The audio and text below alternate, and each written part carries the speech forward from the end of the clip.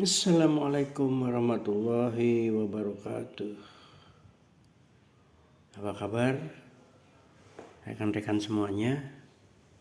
Saya berharap Anda semua sehat dan bahagia. Amin. Pagi ini jumpa saya lagi, Aris Indi, di channel Karakter dan Ilmu. Kita akan bahas mengenai balance scorecard. Balance scorecard ya. Nanti bisa di searching di Google, di video juga bisa, YouTube bisa. Itu balance scorecard. Yang bahasa Indonesia aja biar gampang. Ini berguna untuk Anda semua yang berwira swasta atau berniat untuk merencanakan berwira swasta.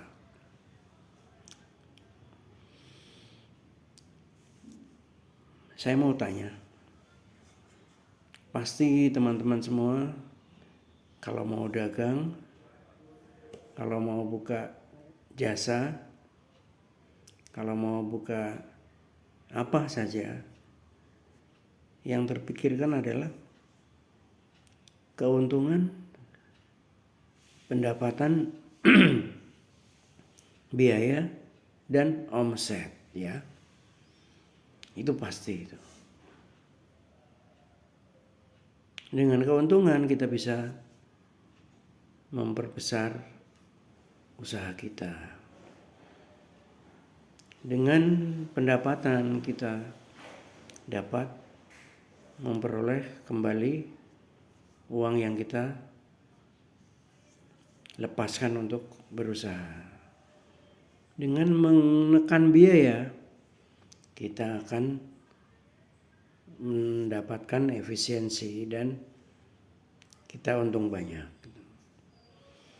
Ini nggak salah, benar, sangat benar. Hanya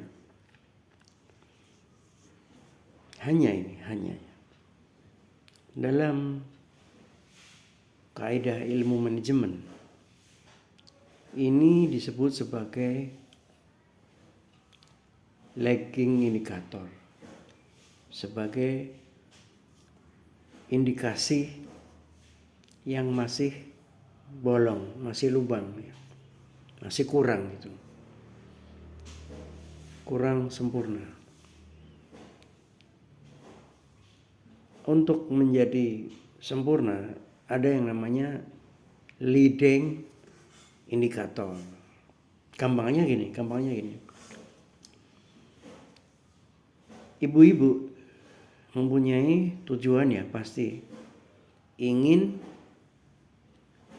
badannya langsing, bodinya langsing, wajahnya glowing. Ini disebut dengan lagging indikator. Jadi indikasi yang ada pendahulunya ya. Sebelum bodinya langsing itu harus ngapain? Sebelum wajahnya glowing itu harus ngapain? Ternyata selidik punya selidik, untuk body langsing itu harus perawatan kesehatan tubuh, makannya teratur, istirahat teratur ya, dan perlu senam itu. Jadi 3 faktor inilah yang disebut sebagai leading indikator. Jadi yang mendahului body slim itu ya, body yang langsing itu adalah olahraga, makan yang teratur, dan istirahat yang cukup. Dan ini harus rutin. Jadi 4. Leading indikatornya 4. Jadi rutin, makan teratur, istirahat teratur, ada senamnya juga. Nah, demikian juga kalau Anda memulai usaha atau sudah berusaha, sudah melakukan usaha, yang Anda pikirkan hanya unsur finansial, yaitu keuntungan, pendapatan, biaya, dan omset, itu baru merupakan tujuan akhirnya gitu.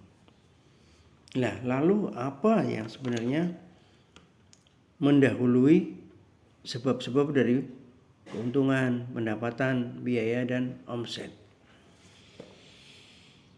Pertama adalah learning and growth.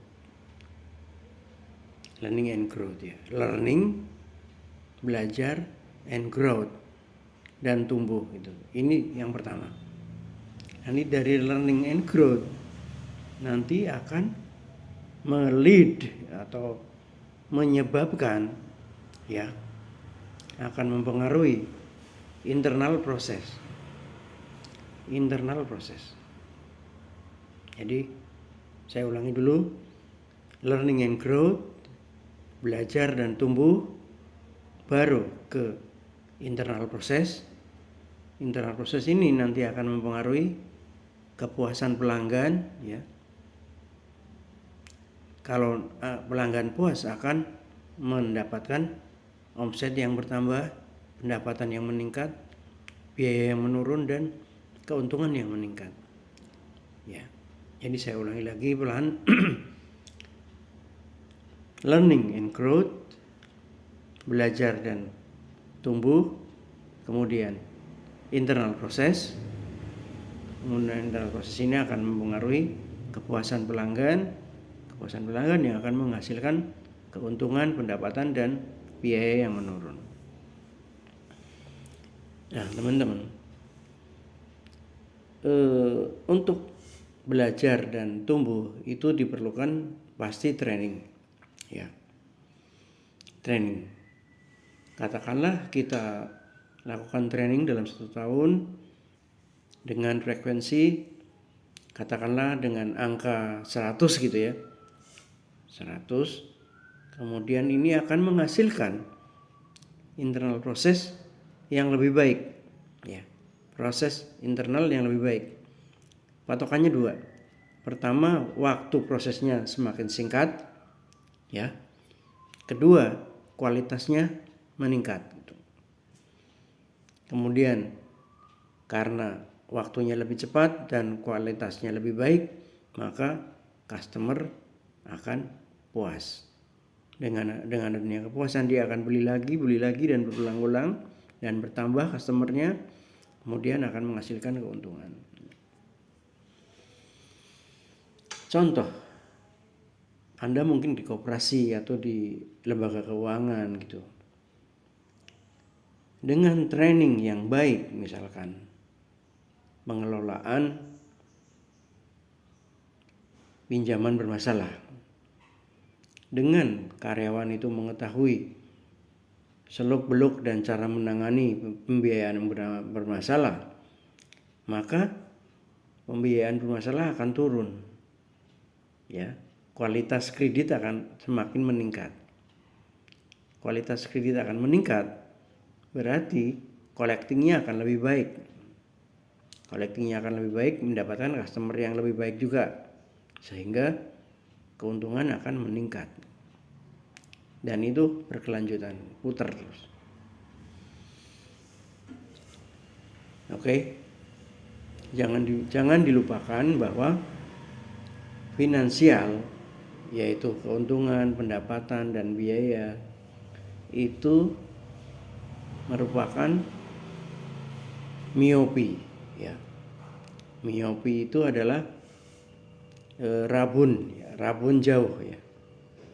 Jadi dia melihat terlalu jauh ke depan, jadi meloncat. Jadi itu bersifat jangka pendek banget. Target lu berapa? Perolehanmu berapa? Setiap hari, setiap bulan meeting yang dibahas target pencapaian. Ya. Tanpa melihat posisi learning and growth, internal process, customer satisfaction, dan pendapatan. Kedua, jangan dilupakan bahwa angka-angka finansial itu sifatnya adalah top fokus. Dalam arti itu merupakan fokus dari top manajemen. Dari top manajemen. Bahwa yang namanya return on investment itu apa gitu kan, apa yang namanya leverage atau rasio hutang dibandingkan dengan modal gitu, itu jangan sekali-kali didoktrinkan ke level bawah hingga staff gitu. Oke, mungkin mereka sarjana, oke mungkin mereka diploma gitu, tapi pekerjaan sehari-hari mereka adalah ke lapangan mencari pembeli, ke lapangan mencari pembeli, melakukan perbaikan. Jadi nggak ada waktu. Dan memang rasio-rasio itu khusus untuk top manajemen, jadi untuk mengukur kinerja perusahaan secara keseluruhan. Jadi jangan sekali-kali ya. Jadi tolong ya saya pesan, jangan sekali-kali prajurit itu diajak mikir yang sulit-sulit gitu. Biar yang sulit itu menjadi pemikiran para jenderal saja. Jadi kalau meeting dengan para karyawan itu diberitahu kepala cabang jangan mendoktrin return on investment ya kan, apalagi itu cost efisiensi dan lain sebagainya ya. Kalaupun mau diberikan doktrin seperti itu, berilah dengan instruksi singkat aja.